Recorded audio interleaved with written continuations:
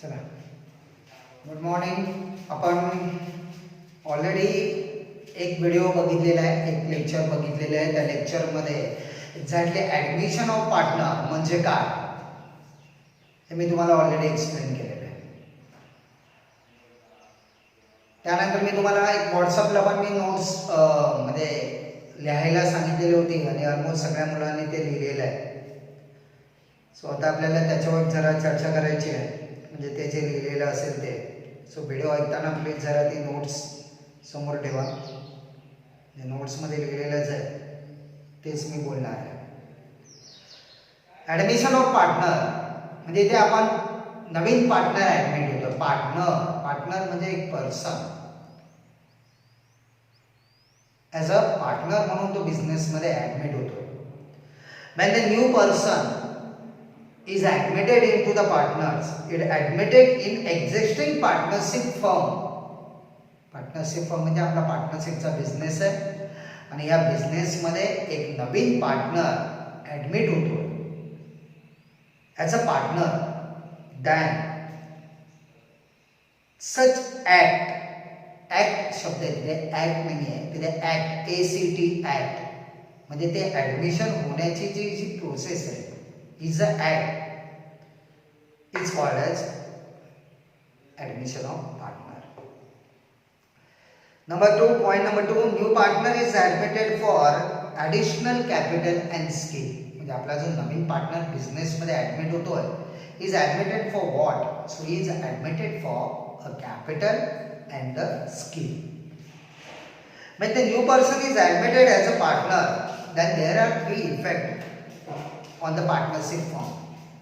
म्हणजे जेव्हा एखादा नवीन पार्टनर बिझनेस मध्ये ऍडमिट होतोय तेव्हा 3 इफेक्ट आपल्या पार्टनरशिपवर होतात. पहिला effect number 1, new partner must bring the capital. नवीन पार्टनरनी बिझनेस मध्ये येताना कॅपिटल आणलं पाहिजे, हे पहिलं. दुसरं, new partner must bring the goodwill, आणि त्याने येताना गुडविल आणलं पाहिजे. त्याच्या आधीच्या व्हिडिओजमध्ये मी तुम्हाला सांगितलेलं आहे की त्यांनी कॅपिटल का आणलं पाहिजे,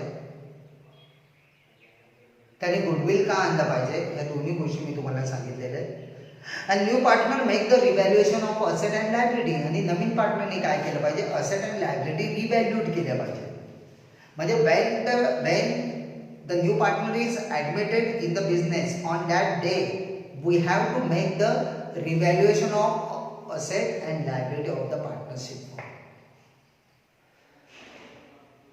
next point, what is given in the problem. हे आपल्याला प्रॉब्लेम मध्ये काय दिलेलं असतं, तर आपल्याला प्रॉब्लेम मध्ये दिलेलं असतं बॅलन्स शीट,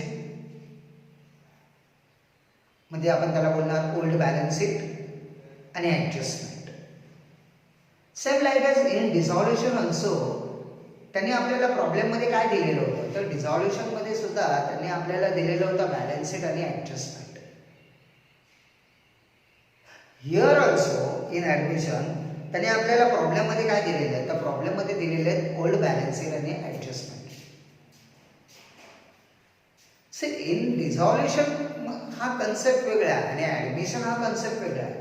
डिसॉल्युशन मध्ये आपण पूर्णच्या पूर्ण बिझनेस क्लोज करतो, पूर्ण होल बिझनेस बंद करतोय आणि असेट विकून लायबिलिटी पे करतोय. हा डिसॉल्युशनचा कन्सेप्ट आहे. ऍडमिशन ऑफ पार्टनर मध्ये आपला बिझनेस बंद होत नाहीये, आपला बिझनेस चालूच असणार आहे. आधी 2 पार्टनर होते आणि नंतर एक पार्टनर बिझनेस मध्ये ऍडमिट होतोय, म्हणजे नंतर 3 पार्टनर असणार आहे.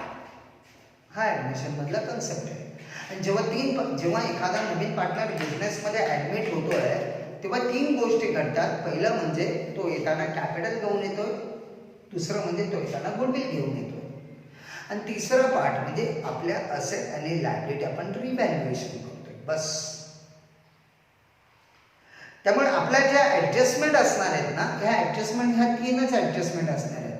पहिला कॅपिटल, दुसरं गुडविल, म्हणजे पहिली ऍडजस्टमेंट आपली कॅपिटल बद्दल असणार आहे, दुसरी ऍडजस्टमेंट आपली गुडविल बद्दल असणार आहे, आणि तिसरी ऍडजस्टमेंट आपली असेट अँड लायबिलिटी रिव्हॅल्युएशन होतात त्याबद्दल. What we have to prepare, आपल्याला ह्या ॲडमिशन ऑफ पार्टनरशिपमध्ये काय बनवायचं असतं, what we have to prepare, काय बनवायचं आपल्याला. जसं डिझॉल्युशनमध्ये आपण काय बनवत होतो, number 1 realization account, number 2 partners capital account आणि नंबर 3 कॅश बँक अकाउंट. पण इथे ऍडमिशन ऑफ पार्टनरशिप मध्ये आपल्याला काय बनवायचंय, तर नंबर 1 रिव्हॅल्युएशन अकाउंट. सी बरीच मुलं इथे कन्फ्यूज होतात, तिकडे ना रिअलायझेशन अकाउंट बनवायचं डिझॉल्युशन मध्ये. कारण रिअलायझेशन म्हणजे काय, असेट विकून पैसे येणार, त्याला आपण बोलतो रिअलायझेशन. इथे आपल्याला बनवायचं रिव्हॅल्युएशन अकाउंट. रिव्हॅल्युएशन म्हणजे काय, तर रिव्हॅल्युएशन म्हणजे आपण असेट अँड लायबिलिटी रिव्हॅल्यूड करतोय, नवीन व्हॅल्यू देतोय बॅलन्स शीट मध्ये. म्हणजे आपल्याकडे ऑलरेडी असेट अँड लायबिलिटी आहेत ना, आपण विकत घेते ना आपण विकतोय, आपण त्या रिव्हॅल्यूड करतोय, म्हणजे त्याची नवीन व्हॅल्यू आपण आपल्या बॅलन्स शीट मध्ये रेकॉर्ड करतोय. ऑलरेडी आपण कालच्या लेक्चरमध्ये आपण बघितलेलं होतं. त्यानंतर सेकंड अकाउंट आपण बनवतो पार्टनर्स कॅपिटल अकाउंट. आता डिझॉल्युशन मध्ये पार्टनर्स कॅपिटल का बनवायचं, कारण आपल्याला कळलं पाहिजे कोणत्या पार्टनरकडनं किती पैसे यायचे, कोणाला किती द्यायचे, कारण तिथे बिझनेस बंद करत होतो. इथे आपण आपला बिझनेस बंद करत नाहीये, इथे आपला बिझनेस चालू आहे, पण तरी सुद्धा आपण पार्टनर्स कॅपिटल अकाउंट एक सेपरेट ओपन करतोय. थर्ड अकाउंट आहे कॅश बँक अकाउंट. आणि चौथं न्यू बॅलन्स शीट, म्हणजे परत इथे आपण नवीन बॅलन्स शीट बनवतो. आता काही मुलं बोलतील सर नवीन बॅलन्स शीट का बनवणार, कारण नवीन पार्टनर जेव्हा ॲडमिट झाला तेव्हा आपल्या असेट अँड लायबिलिटीच्या व्हॅल्यू चेंज झाल्या. मग त्या आपल्या चेंज झालेल्या असेट अँड लायबिलिटीच्या व्हॅल्यू आपण कुठे दाखवणार, बॅलन्स शीटला. आणि म्हणून आपण इथे न्यू बॅलन्स शीट बनवणार आहे. फक्त आधीची बॅलन्स शीट जी होती ती 2 पार्टनरची होती, आणि आताची जी नवीन बॅलन्स शीट बनवणार आहे 3 पार्टनरची. Is that okay. How to solve the admission problem. आपण ॲडमिशनचा प्रॉब्लेम कसा सॉल्व करायचा. आता जसं डिझॉल्युशनच्या प्रॉब्लेममध्ये 5 स्टेप होत्या, तिथे आपण बॅलन्स शीट एम्प्टी करत होतो, पण इथे बॅलन्स शीट एम्प्टी करायची नाही आहे, कारण इथे आपला बिझनेस बंद नाही झालेला, आपला बिझनेस चालूच आहे. फक्त एक नवीन पार्टनर बिझनेसमध्ये ॲड होतोय, ॲडमिट होतोय. मग इथे कसं प्रॉब्लेम स्टार्ट कसं करणार आपण. Step number 1, 2 and step number 3. Step number 1 जी आपली रिझॉल्युशनमध्ये होती ती स्टेप नंबर 1 आहे, transfer respect to balance to the respective ledger account. Step number 2 सुद्धा सेम तीच आहे, distribute reserve fund to the partners in their profit sharing ratio. हां, फक्त इथे शब्द असा असणार आहे, old partner. Distribute reserve, general reserve 1, profit and loss account to the old partner. Underline the word old partner. म्हणजे रिझर्व फंड जो आहे ना तो आपण ओल्ड पार्टनरमध्ये डिस्ट्रीब्यूट करणार. का सर ओल्ड पार्टनरमध्ये का, कारण आज नवीन पार्टनर ॲडमिट होतोय, तो पार्टनर ॲडमिट होण्याच्या आधी ऑलरेडी आपल्या बिझनेसमध्ये रिझर्व आहे, आणि हा जो रिझर्व आहे ह्या रिझर्ववर फक्त ओल्ड पार्टनरचाच राईट आहे, अधिकार आहे, न्यू पार्टनरचा अधिकार नाही आहे. आणि म्हणून आपण तो रिझर्व ओल्ड पार्टनरमध्येच डिस्ट्रीब्यूट करणार. त्यानंतर step number 3 do as per adjustment. ज्या ॲडजस्टमेंट दिल्या म्हणजे ज्या आपल्याला प्रॉब्लेममध्ये ॲडजस्टमेंट देतील त्या ॲडजस्टमेंटप्रमाणे आपल्याला प्रॉब्लेम काय करायचा आहे, सॉल्व करायचा आहे. सो आता आपल्याला बघायचं आहे ॲडजस्टमेंट कोणत्या प्रकारच्या असतात, कोणकोणत्या प्रकारच्या ॲडजस्टमेंट असतात. तर पहिली ॲडजस्टमेंट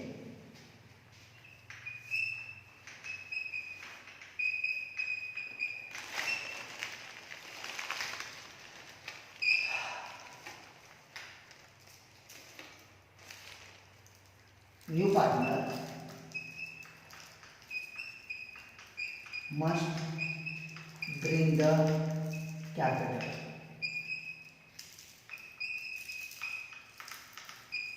नवीन पार्टनरने काय आणलंय? कॅपिटल आणलंय.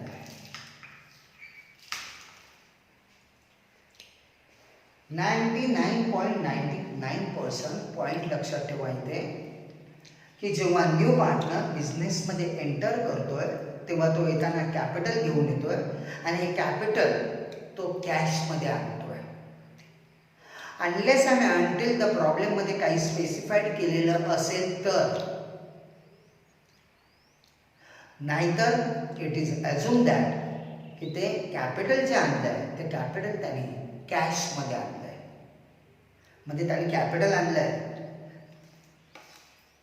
मी मोबाईल आणला, मोबाईल ही वस्तू आहे, कॅपिटल ही वस्तू नाही आहे. कॅपिटल म्हणजे काय? Anything invested into the business is called as a capital. Whatever the any invest करतो आपण, जे काही आपण इन्व्हेस्ट करतो त्या इन्व्हेस्टमेंटला आपण कॅपिटल बोलतो. मग आपण इन्व्हेस्टमेंट कशामध्ये करतो? तर कॅशमध्ये. ॲक्च्युली काहीही आणू शकतो, पण इथे आपण 99.99% लक्षात ठेवायचं in the absence of information की capital always brought in cash. ठीक आहे. आता याची जर्नल एंट्री लक्षात ठेवायची. काय एंट्री येणार? नवीन पार्टनर बिझनेसमध्ये आलाय, तो आलाय. आपण अकाउंट कोणाचं लिहितो बाळांनो? बिझनेसचं. ऑलवेज लक्षात ठेवायचं. आपण अकाउंट आहे ना बिझनेसचं लिहितो. नवीन पार्टनर बिझनेसमध्ये येतोय. जेव्हा नवीन पार्टनर बिझनेसमध्ये येतोय, तो येताना आपण त्याला म्हणलं कॅपिटल घेऊन ये. बाळांनो, कॅपिटल ही कोणती वस्तू नाही आहे. मग तर कॅपिटल कशामध्ये आणणार? Cash. Is it okay? So समजा ॲज्युम करा हा न्यू पार्टनर आहे. ह्या न्यू पार्टनर आला आणि येताना त्यांनी कॅश आणली. सो हे कॅश आहे. त्यांनी कॅश आणली, आपल्याकडे कॅश आली. हे आपल्याकडे म्हणजे कोणाकडे? बिझनेसकडे. बिकॉज आपण अकाउंट बिझनेसचं लिहितोय. सो अकाउंट लिहिताना नेहमी you think from the point of view of business. कधी पण लक्षात ठेवायचं. सो आपल्याकडे कॅश आली आहे. आपल्याकडे कॅश आली आहे. Cash is a real account आणि रिअल अकाउंटचा नियम आहे. बोलो, debit what comes in, credit watch goes out. आपल्याकडे कॅश आली आहे. आपल्याकडे कॅश आली आहे म्हणून कॅश अकाउंटला डेबिट म्हणजे एंट्री येणार. Cash bank account debit to C capital account म्हणजे पार्टनरचं नाव. सो पहिले ॲडजस्टमेंट कम्प्लीट. जेव्हा नवीन पार्टनर बिझनेसमध्ये येतो, बिझनेसमध्ये येताना तो कॅश घेऊन येतो, तर त्याची एंट्री येणार cash bank account debit to capital account. Point is over. काय डाऊट? काय प्रॉब्लेम? गुड. ठीक आहे. आता आपल्याला बघायचं आहे adjustment number 2.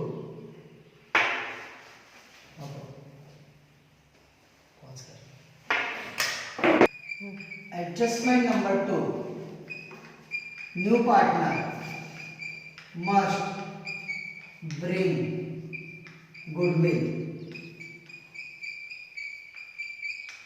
in cash. Must bring goodwill. Admission of partners मध्ये गुडविलची ॲडजस्टमेंट खूप महत्त्वाची आहे. ह्या ॲडजस्टमेंटवर तुमचं पूर्णपणे कंट्रोलिंग असलं पाहिजे. पूर्ण कंट्रोल असलं पाहिजे. म्हणजे ही ॲडजस्टमेंट तुम्हाला आलीच पाहिजे. सर लक्षात येत नाही, कळत नाही, रिझन नाही, कळलं पाहिजे. नाही कळलं तर मला विचारा, मी 100 वेळा सांगेल. लॉकडाऊनचं पण वाट नाही बघायचं. कळलं पाहिजे, आत्ता कळलं पाहिजे. कारण पूर्ण ॲडमिशन ऑफ पार्टनर हा गुडविलवर आहे. सो तुम्हाला ही ॲडजस्टमेंट कळलीच पाहिजे. Okay. New partner must bring the goodwill. Goodwill का आणायला सांगितलं आपण आधीच्या लेक्चरमध्ये सांगितलं. आता आपण गुडविलची ट्रीटमेंट बघणार आहोत. पहिलं म्हणजे तो गुडविल आणणार आहे. गुडविल ही कोणती वस्तू आहे का? मोबाईल वस्तू आहे, डस्टर वस्तू आहे, गुडविल काय वस्तू आहे का? नाही. मग तो गुडविल आणणार आहे म्हणजे काय करणार आहे? कॅपिटल आणणार आहे म्हणजे काय करणार आहे सर? कॅपिटल कॅशमध्ये आणणार आहे. मग गुडविल पण आणणार आहे. मग गुडविल कशामध्ये आणणार आहे? गुडविल कॅशमध्ये आणणार आहे. गुडविल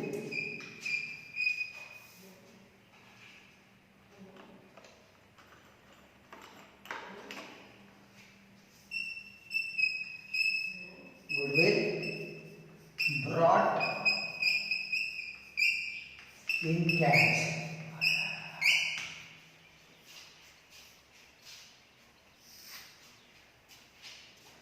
म्हणजे गुडविल कशामध्ये आणणार आहे? तर गुडविल कॅश मध्ये आणणार आहे.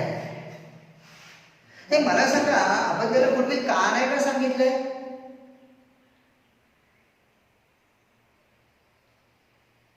कारण दोन पार्टनरने म्हणजे दोन ओल्ड पार्टनरने दोन एक्झिस्टिंग पार्टनरने त्यांच्या प्रॉफिट शेअरिंग रेशिओ मधून काही शेअर त्याला दिलाय. म्हणजे यांनी सॅक्रिफाईस केलाय. म्हणजे एक प्रकारे यांचा तो लॉस आहे. आणि तो लॉस भरून काढण्यासाठी आपण नवीन पार्टनरला सांगतो की येताना तू गुडविल घेऊन ये.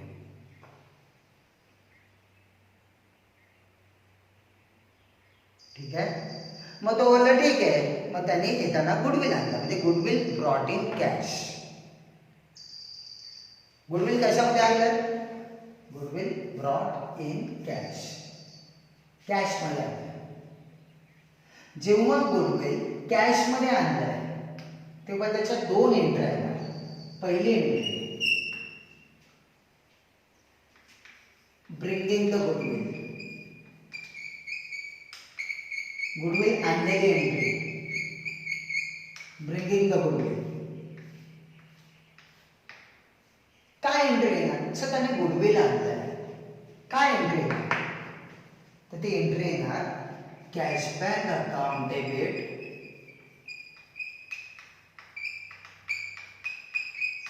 टू. कॅशबॅकला डेबिट का? सर कॅश आली. तो नवीन पार्टनर आहे. नवीन पार्टनर आला. नवीन पार्टनर येताना गुडविल आणलं. गुडविल आणलं कशामध्ये आणलं? कॅशमध्ये. आपल्याकडे कॅश आली. सो कॅशबॅकला डेबिट. कसले पैसे हे? गुडविलचे. To goodwill account.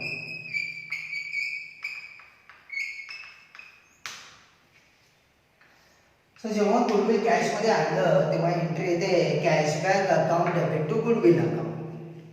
ॲक्च्युली ह्या एंट्रीचं लॉजिक वेगळं आहे. खरं लॉजिक वेगळं आहे. पण सध्या तरी आपल्याला ही एंट्री कळली पाहिजे म्हणून मी हे लॉजिक तुमच्या लक्षात ठेवण्यासाठी सांगितलं.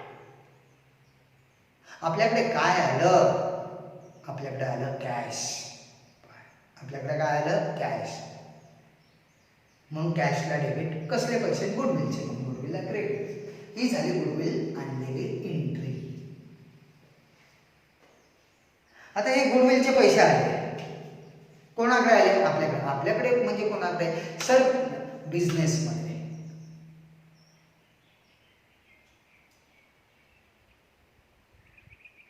हे पैसे कसले? गुडविलचे. का आणले? सर ओल्ड पार्टनर आहेत ना हे दोन पार्टनर ए आणि बी. ह्या लोकांनी काय केलंय? त्यांच्या प्रॉफिट शेअरिंग रेशो म्हणून तो काढला आणि ह्या नवीन पार्टनरला दिला. हे दोन ओल्ड पार्टनर इकडे ए बी आहेत असं समजा. इथे न्यू पार्टनर आहे. ह्या दोन पार्टनरने त्यांच्या प्रॉफिट शेअरिंग रेशो मधला काही शेअर बाजूला काढला आणि याला दिला. आणि त्याच्या बदल्यात यांनी गुडविल आणलं. म्हणजे हे जे गुडविलचे पैसे हे आपण कोणाला देणार आहे? पार्टनरला. Old partner. का? कारण त्यांनी त्यांच्या प्रॉफिट शेअरिंग मधला काही शेअर न्यू पार्टनरला दिला. सो बॉटम लाईन एक तुमच्या माइंडमध्ये लक्षात ठेवायचं आहे. गुडविलचे पैसे आपण कोणाला देतो? इफ समबडी ॲज यू तुम्हाला कोणी विचारलं की बाबा गुडविलचे पैसे आपण कोणाला देतो? म्हणजे गुडविल कोणाला देणार? जे नवीन पार्टनरने जे गुडविल आणले ते आपण कोणाला देणार? त्याचा एकच आन्सर आहे. ज्या पार्टनरने जेवढं सॅक्रिफाईस केलंय, ज्या पार्टनरने जेवढं सॅक्रिफाईस केलंय त्याला गुडविलचे पैसे देणार. कळलं? सो हे पैसे कोणाला द्यायचे? गुडविल पार्टनरला.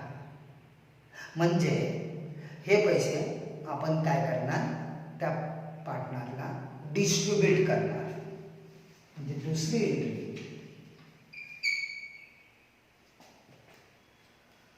Goodwill distribute. पहिली entry bringing the goodwill. Bringing the goodwill म्हणजे गुडविल आणण्याची एंट्री.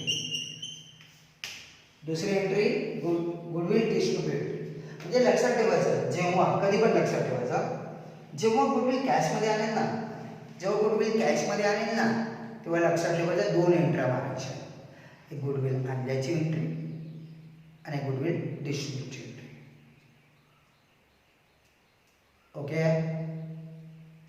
आता मी गुडविल डिस्ट्रीब्यूट करतोय म्हणजे हे पैसे मी त्यांना देतोय? नाही, नाही, मी पैसे देत नाहीये. मी हे पैसे फक्त माझ्याकडे ठेवणार आहे. बघा मी काय बोलतोय. गुडविल डिस्ट्रीब्यूटची एंट्री मारायची. एंट्री काय येणार ते मी सांगतोय. हे जे पैसे आहेत ना, हे कसले? गुडविलचे. हे कोणाला द्यायचे? ओल्ड पार्टनरला. का? त्यांनी सॅक्रिफाईस केलंय म्हणून नवीन पार्टनरनी गुडविल आणलंय, ते गुडविल आपण ओल्ड पार्टनरला देणार आहे. मग आपण लगेच पैसे देणार नाही. आपण पैसे इथेच ठेवणार. इथे म्हणजे कुठे? आपल्याकडे. आपल्याकडे म्हणजे कुठे? बिझनेसमध्ये. आपण फक्त ती एंट्री त्यांच्या अकाउंटला दाखवणार. म्हणजे त्यांच्या अकाउंटला ते पैसे जमा करणार. हे जसं नाही का, तुम्ही बँकेत जाता, बँकेत पैसे भरता, बँक काय करते? पैसे स्वतःकडे ठेवते, पण एंट्री तुमच्या अकाउंटला क्रेडिट करते. Same here. हे पैसे कोणाचे? ओल्ड पार्टनरचे. हे आपण आपल्याकडे ठेवणार. त्यांना आता नाही देणार, त्यांना नंतर देणार. मग आता काय करणार? आता फक्त त्यांच्या अकाउंटला आपण क्रेडिटला एंट्री मारणार. मी शब्द काय वापरला? क्रेडिटला एंट्री मारणार. ठीक आहे. हे नाही कळलं तर शॉर्टकट सांगतो. हे पैसे कोणाचे? त्यांचे. हे आपण त्यांना आता नाही देणार. आपण त्यांना काय सांगणार की पार्टनर हे पैसे तुमचे, तुम्ही जेव्हा मागाल ना तेव्हा मी तुम्हाला देईन, पण तोपर्यंत हे पैसे इथेच असू दे. कुठे? बिझनेसमध्ये. हे मी मगाशी काय शब्द वापरला? हे पैसे तुम्ही जेव्हा मागाल ना तेव्हा तुम्हाला देईन. म्हणजे त्यांना हे पैसे द्यायचे. कोणाला? पार्टनरला. बाळांनो, ही गोष्ट नेहमी लक्षात ठेवायची. जेव्हा एखाद्या माणसाकडून पैसे घ्यायचे असतात तेव्हा त्या माणसाला आपण डेबिट करतो. जेव्हा एखाद्या पर्सनला द्यायचे असतात तेव्हा त्या माणसाला, त्या पर्सनला आपण क्रेडिट करणार. पैसे यायचे म्हणजे ती आपली असेट आहे, पैसे द्यायचे म्हणजे ती आपली लायबिलिटी आहे. म्हणजे गुडविल डिस्ट्रीब्यूटची एंट्री कशी करणार? Goodwill account debit to A capital account to B capital account.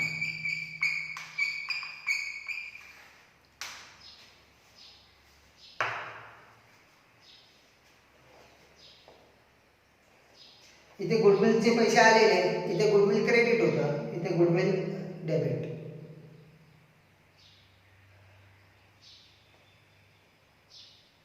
Okay.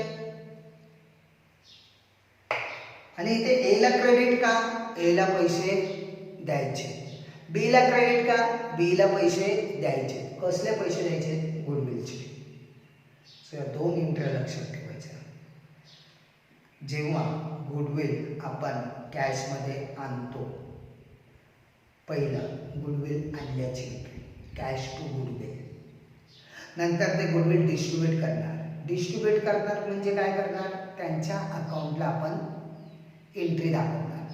त्यांना पैसे दिलेले नाही आहेत. सो एंट्री येणार goodwill account debit to A capital account to B capital account. Matter close. Okay, हा झाला गुडविलचा एक part.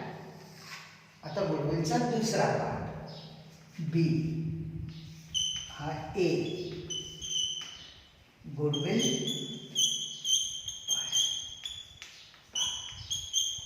not brought in cash.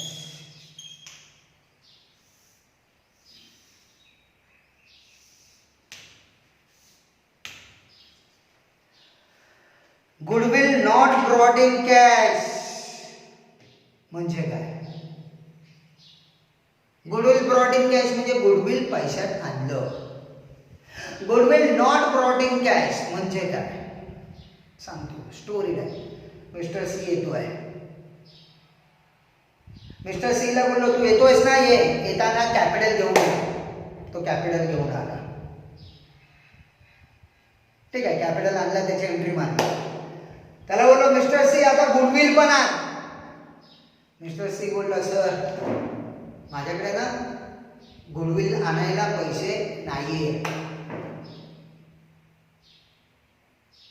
Mister C काय बोलला, माझ्याकडे गुडविलचे पैसे आता नाही. एक काम करतो मी आहे ना तुम्हाला नंतर देतो. मग आपण काय बोललो, ठीक आहे चालेल,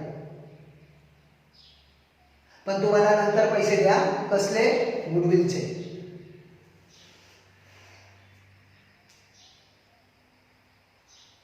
त्यांनी गुडविल इथे आणलेलं नाहीये, त्याच्याकडे पैसे नाहीये, पण आपल्याला ती गुडविलची एंट्री दाखवावी लागणार. का आपल्याला का दाखवावी लागणार? कारण त्याने आता पैसे आणलेले नाहीये, पण तो का बोलला मी तुम्हाला नंतर देतो. म्हणजे नंतर त्याच्याकडनं आपल्याला पैसे यायचे. कसले? गुडविलचे. तीच एंट्री आपल्याला दाखवावी लागणार की त्याच्याकडनं गुडविलचे पैसे यायचे. ती एंट्री आपल्याला दाखवावी लागणार. त्यालाच अकाउंटिंग लँग्वेजमध्ये प्रोव्हिजन हा शब्द वापरतात. प्रोव्हिजन. प्रोव्हिजन म्हणजे काय? तरतूद. तो आता त्याच्याकडे पैसे नाहीये, तो बोलला की मी नंतर पैसे देतो गुडविलचे. मग आपण त्याला बोललो ठीक आहे तू नंतर पैसे दे गुडविलचे, पण आपल्याला बुकमध्ये दाखवावं लागणार की याच्याकडनं गुडविलचे पैसे यायचे. In accounting language that is called as a provision. Is a clear? मग आता याची एंट्री काय आहे? पहिलं मी सोप्या भाषेत तुम्हाला कळेल म्हणून ते तसं दाखवतोय, सांगतो. जेव्हा गुडविल ब्रॉट इन कॅश, पहिली एंट्री ब्रिंगिंग द गुडविल. पण goodwill not brought in cash म्हणजे पहिली एंट्री ही येणार नाही. म्हणून दोन्ही बाजूबाजूला लिहिलेलं आहे. गुडविल ब्रॉट इन कॅश ही एंट्री येणार, goodwill not brought in cash ही एंट्री येणार नाही. डायरेक्ट सेकंड एंट्री गुडविल डिस्ट्रीब्यूटची एंट्री.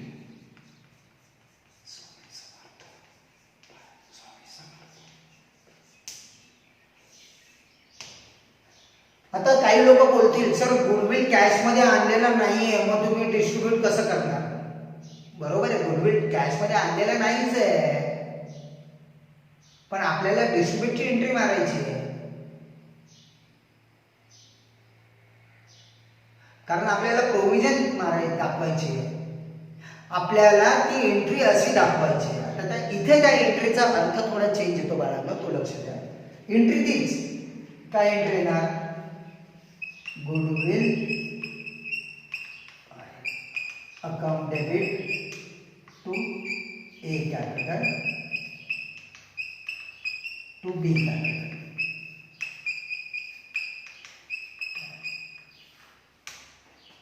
इथे जर बघितलं इथे गुडविल क्रेडिटला आहे आणि इथे गुडविल डेबिटला आहे, म्हणजे इथे गुडविलचं account credit debit account close झालं. म्हणजे जेव्हा गुडविल कॅशमध्ये आणतो तेव्हा गुडविलचं अकाउंट क्लोज होतं. कॅशमध्ये आणलं, डिस्ट्रीब्यूट केलं, गुडविलचं अकाउंट क्लोज झालं. Goodwill credit, goodwill debit, goodwill account close. पण इथे तसं नाही. इथे गुडविल अकाउंट क्लोज झालेलं नाही आहे, कारण त्याने गुडविल कॅशमध्ये अजून आणलेलं नाही आहे. गुडविल अकाउंट तेव्हाच क्लोज होणार जेव्हा ते कॅशमध्ये आणणार तेव्हा. तो काय बोलला, माझ्याकडे पैसे नाही आहे. मग तरी सुद्धा आपण ही एंट्री दाखवली.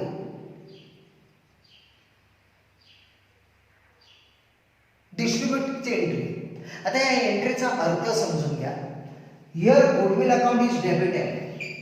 You know Y goodwill account is debited? कारण गुडविलचे पैसे यायचे, and that's why goodwill account is debited.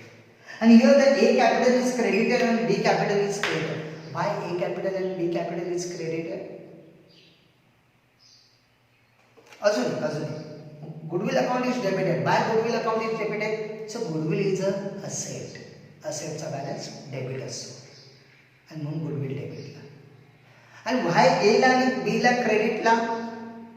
कारण A ला पैसे द्यायचे, B ला पैसे द्यायचे. कसले? गुडविलचे. ही त्या एंट्रीचा अर्थ आहे. लक्षात आलं? म्हणजे गुडविल जेव्हा आपण पार्टनर जेव्हा गुडविल आणत नाही तेव्हा आपण असं दाखवतो की त्याच्याकडनं गुडविलचे पैसे यायचे आणि म्हणून गुडविलला डेबिट. ए ला पैसे द्यायचे, बी ला पैसे द्यायचे, म्हणून ए आणि बी ला credit. Is it clear? Good. आता एक अकाउंटिंग लँग्वेजमध्ये मी सांगतो, जेव्हा तो पैसे आणत नाही आहे म्हणजे ही पहिली एंट्री येणार नाही, डायरेक्ट डिस्ट्रीब्यूटची एंट्री. यालाच आपण बोलतो गुडविल रेज. रेज म्हणजे काय? क्रिएट करणे. रेज म्हणजे काय? निर्माण करणे.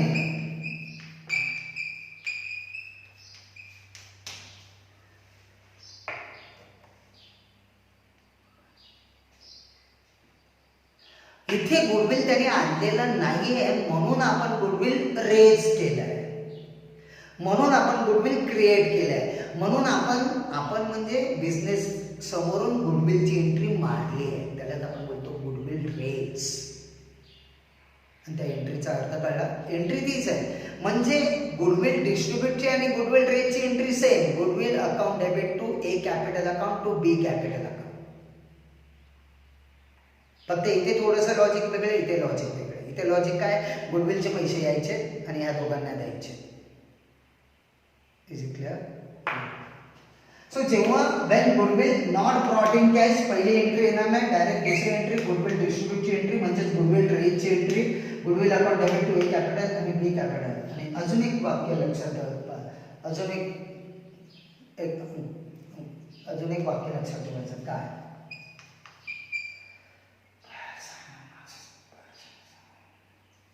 ताबडतोब गुडविल बॅलन्स शीटच्या असेट साईडला द्यावे.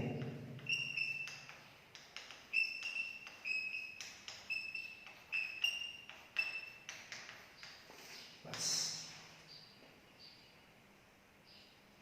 म्हणजे हा पूर्ण गुडविलचा मॅटर नाही, हा अर्धा मॅटर आहे. पण हे एवढं तरी लक्षात ठेवा. खूप सोपं आहे, खूप सोपं आहे, खूप सोपं आहे बाळा. प्लीज हे लक्षात ठेवा. गुडविलच्या दोन ट्रीटमेंट. पहिली treatment goodwill brought in cash, दोन एंट्री. गुडविल आणल्याची एंट्री, गुडविल डिस्ट्रीब्यूटची entry. Goodwill not brought in cash, पहिली एंट्री येणार नाही, डायरेक्ट डिस्ट्रीब्यूटची एंट्री. त्यालाच रेज बोलतो, कारण त्याने गुडविल आणलेलं आहे म्हणून आपण रेज केलं आहे. मग डायरेक्ट गुडविल रेजची एंट्री आणि ताबडतोब गुडविल बॅलन्स शीटच्या असेट साईडला द्यायचे. Is okay? आता काही लोक बोलतील सर बॅलन्स शीटच्या असेटला का?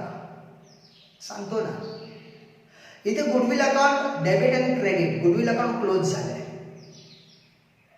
म्हणजे गुडविल अकाउंटला बॅलन्स नाही आहे. इथे गुडविल अकाउंट क्लोज नाही झालं, इथे गुडविल अकाउंटला बॅलन्स आहे. आणि ज्या अकाउंटला बॅलन्स असतो तो बॅलन्स आपण बॅलन्स शीटमध्ये लिहितो आणि म्हणून ताबडतोब गुडविल बॅलन्स शीटच्या असेल करायचं. Is okay? कळलं? Now third, revaluation of asset and liability. Revaluation of assets and liability.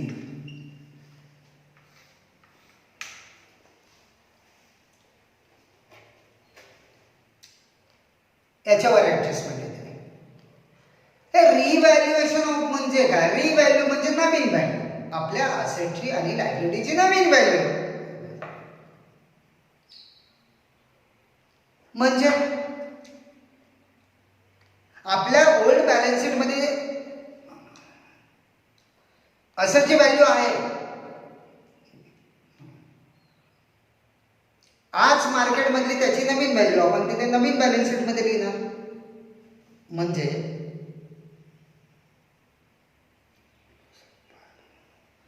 एक तर असेटची व्हॅल्यू वाढेल किंवा कमी होईल, लायबिलिटीची व्हॅल्यू वाढेल किंवा कमी होईल, बस एवढंच. आणि एकदम सोपं आहे, एकदम सोपं आहे हे.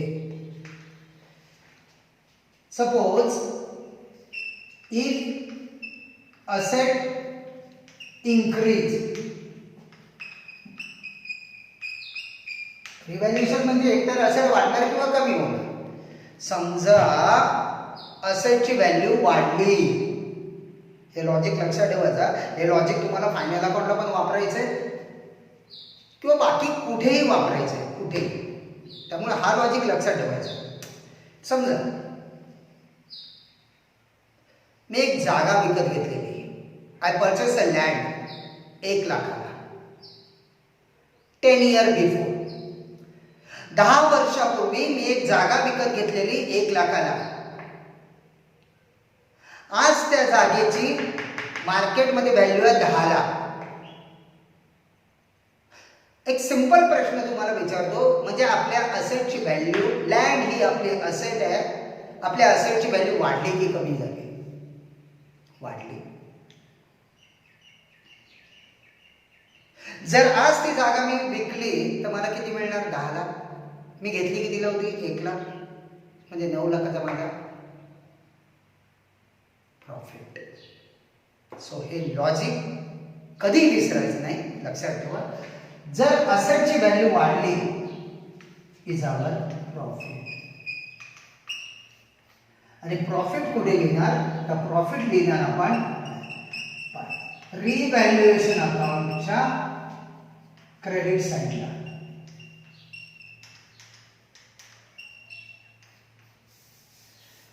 कारण आपला नॉमिनल अकाउंटचा नियम आहे डेबिट ऑल एक्सपेन्सेस और लॉसेस, क्रेडिट और इनकम अँड गेन.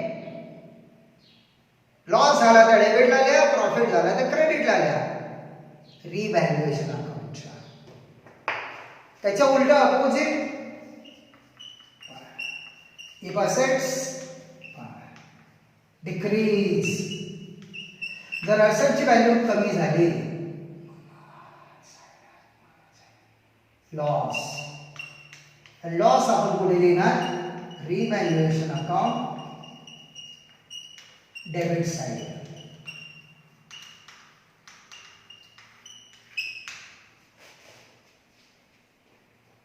ठीक है. लायबिलिटी, इफ लायबिलिटी इन्क्रीज, जर लायबिलिटी वाढली प्रॉफिट, नाही लॉस. कसं काय? Let example. मी बँकेकडनं लोन घेतलंय 5 लाख, म्हणजे माझी लायबिलिटी किती आहे? 5 लाख. बँकेला किती द्यायचे? 5 लाख. 6 महिन्यानंतर मी बँकेत गेलो, बँकवाले बोलले की सर 6 महिने तुम्ही लोन वापरले, लोनवरचा इंटरेस्ट 1 लाख. मग आता मला लायबिलिटी किती झाली? 6 लाख. कसे काय 6 लाख? 5 लाख लोनचे, 1,00,000 इंटरेस्टचे, म्हणजे आता बँकेला किती द्यायचे? 6,00,000. 1,00,000 जास्त द्यायचे, म्हणजे 1,00,000 माझ्या पॉकेटमधून जास्त जाणार. सो याच्यावर लॉस. आणि लॉस पुढे लिहितो रिव्हॅल्युएशन अकाउंटच्या डेबिट साईडला.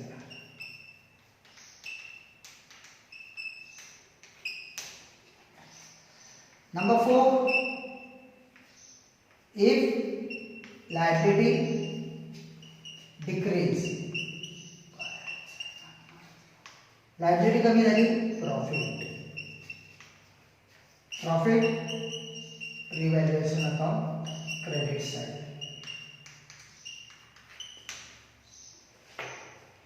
बस संपलं.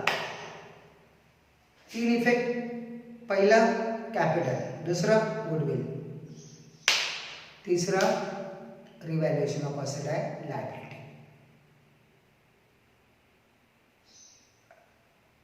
इन डाऊट काय कळलं? सो व्हिडिओ कळला नसेल पुन्हा पुन्हा बघा. पुढच्या नेक्स्ट लेक्चरपासून आपण लेक्चर स्टार्ट करणार आहोत. Problem. Is that okay? Thank you.